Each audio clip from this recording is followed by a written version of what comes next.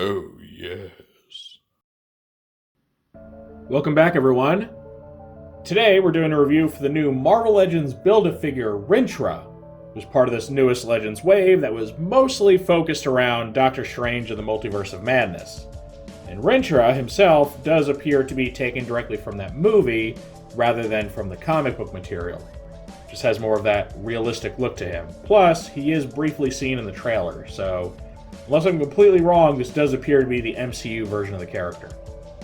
Now, this is my first time doing a Legends Build-A-Figure review, so it's going to be a little bit different from what I normally do. First, I'm going to review the figure itself, and then briefly bring out the entire wave and just give a quick, little retrospective on that. Rather than do two completely separate videos for both, I'm just going to kind of combine them. That being said, let's get started. So Rintrah, you can see here, comes with 2 extra closed fists, just so you can, have some variation in how you want to pose your giant green bull man. If we go ahead and grab him here, you can see he's just as posable as any of the standalone figures. So he's got the double ball jointed head, full range of motion, got the ball joint at the waist, got universal ratcheted shoulders. It's a nice smooth ratchet too, look at that. Not weak, but smooth. He has single bend elbows, which go a little less than a 90. And then he's got elbow rotation. Got universal wrists, which work quite well.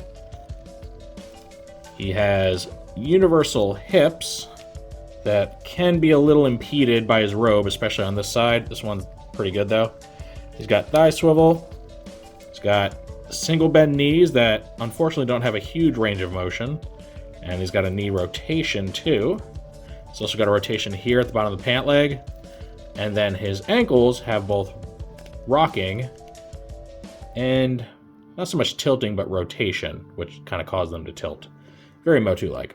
Also, his tail can spin a full 360 degrees, but also it just comes out. So I don't know if you even call that articulation because it's just like a peg in a hole. But it does wag, you can do stuff with it. Now, I do feel that Rintrah is a little difficult to pose because of balance issues. He really just... It's because of like the hooves and the weird shape of his legs and the fact that he's very top heavy. He does always kind of feel like he's just a slight breeze from falling over, but he does look very good.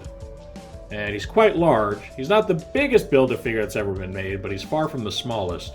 And I like him. He's my first BAF. He's not a character that I would consider iconic, especially not in my experience, but, I grew up with X-Men and Spider-Man and all that, so that's usually my thing. In fact, I'm tempted to spend the money and go back and track down the Age of Apocalypse X-Men wave, because, that's my jam right there. But, though I lack a personal attachment to the Rintrah character, I still think he's very cool. I do like him, and I like the way he came out. And, am kind of surprised that he is as posable as he is. Of course, this is my first Build-A-Figure. Maybe they're all this posable. But I do have to say, I'm still pleasantly surprised. Look at this head sculpt. It's quite detailed. You get this kind of weathering pattern on his nose and his muzzle there. A little bit under his eyes. His eyes are well painted. And his horns are painted too in this very kind of organically discolored way. What's interesting about the horns is you can see they're actually very asymmetrical. And I don't know if that's by design to make them look more organic because, real life bulls, they don't have perfectly symmetrical horns, so I'm guessing that's why they did it. That, or maybe they just glued them in kind of crooked. I'm not sure. And he's also got a couple earrings on this one ear, which is a nice little touch.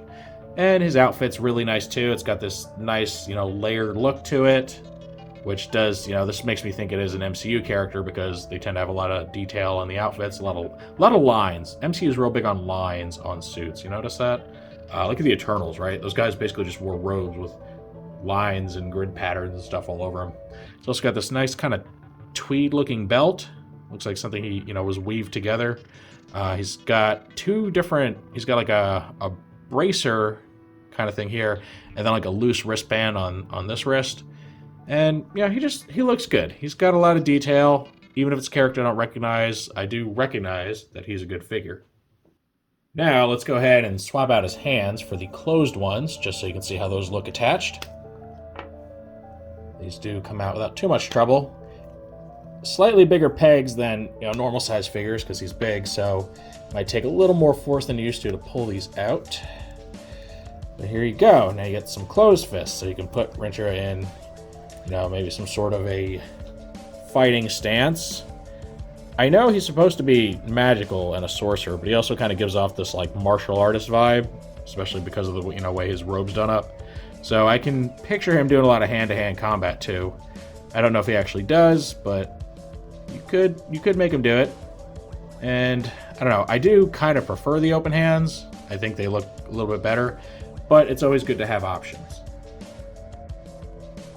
And here's our little retrospective for the entire wave. As a quick recap, we have Doctor Strange, Wong, America Chavez, Master Mordo, Astral form Doctor Strange, Despair, and Sleepwalker. So it's a pretty interesting wave. Again, it's mostly focused around the new Doctor Strange movie, with a couple of comic book characters thrown in, and even apparently a first movie Doctor Strange figure for some reason. And, it's pretty nice. It's definitely not what I expected my first Marvel Legends wave to be. If you had asked me where I'd start collecting, I'd probably tell you it'd be one of the comic book waves, like your X-Men or Spider-Man or something like that. But you have to start somewhere, and I can't say that I'm disappointed I started here. I think most of these figures are really solid. If there's any figure that I would say from this wave is not very good, it was the America Chavez toy. And it's just because there's not much to her. Like, this is it. It's the whole thing right here. Very small. She does have some open hands you could swap out with, but other than that, there's not a whole lot of toy there. And her articulation is, arguably the worst in the entire wave. So, yeah, I think she's kind of the real dud there, which is a shame because it's her, debut. I don't think the characters had any Marvel Legends figures at all up to this point. Like, not even the comic book version. So seeing her debut be so lackluster is kind of disappointing. The other MCU-based figures I think are all very solid, and they're incredibly detailed and very, very cool looking. And the technology they use to capture the actors' faces in plastic is just really impressive. And then our comic-inspired characters are no slouches either. They're a little simpler in appearance because it's a different aesthetic, but they still do their own thing and they're very cool. They have really nice accessories, even if the accessories aren't very plentiful. So I'm happy with the wave overall. I don't have anything to compare it to, so maybe if I had been collecting for a while, I might be able to say more on how this compares to other waves. But I'm pretty satisfied with it. I've had a lot of fun reviewing it, and I'm really excited to build my first Build-A-Figure. And Rintrah, again, wouldn't have been my first choice of a Build-A-Figure, but I do find myself liking him. He's just got this really just big, gentle, giant look to him that I really appreciate. And this completes our look at the new Rintrah Build-A-Figure.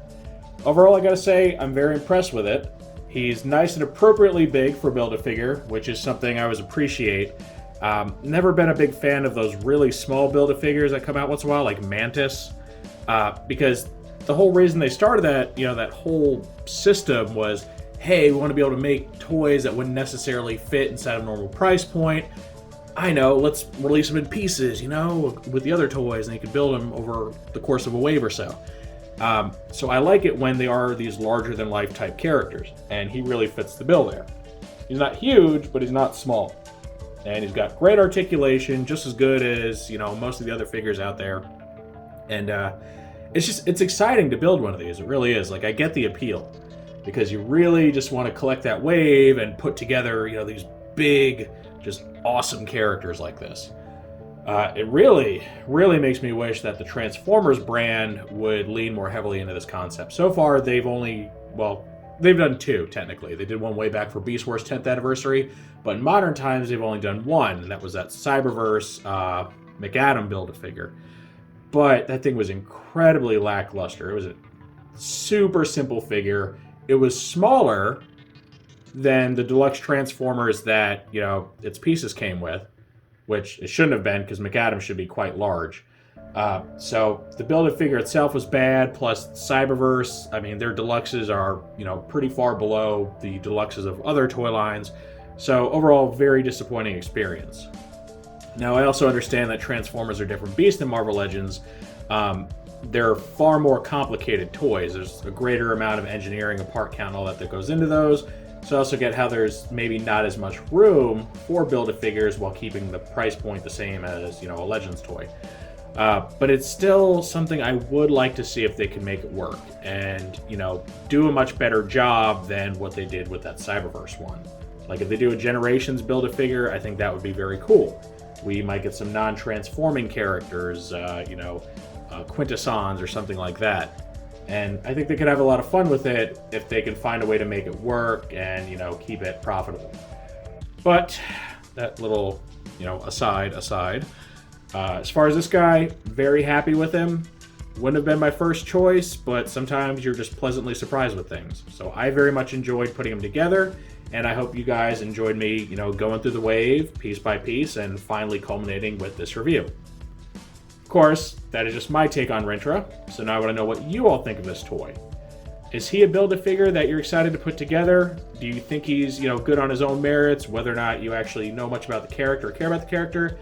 Or do you not like this for some reason? Either you don't think it's a good figure, you don't care about the character, maybe you're hoping for, you know, someone else to come along. Any and all feedback's always welcome in the comment section. If you enjoyed this review, make sure to toss it a like. Let YouTube know you want to see more stuff like this.